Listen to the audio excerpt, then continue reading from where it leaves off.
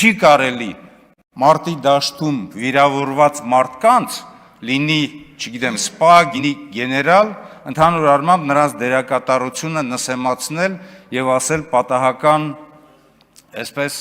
պատահական վիրավորվածություն։ Եվ հենց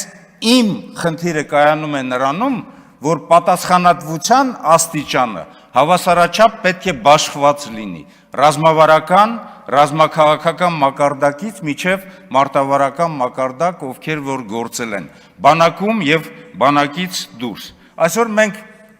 իհարկե մեր ցանկությունը հետեւյալն է, որպեսզի բոլոր հանցագործները իրենց պատասխանատվության աստիճանը ունենան։ Առաջին հերթին Ադրբեջանը պետք է իր պատասխանատվության համար միջազգային հարթակներում գրի այդ պատասխանատվությունը, այնինչ այսօր ինքը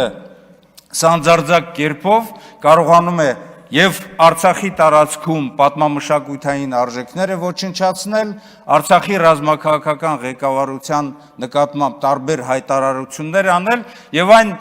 խոսքը, որ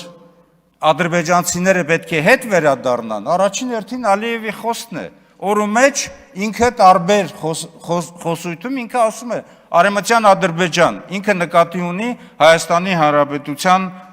Հանրապետության որոշ տարածքը։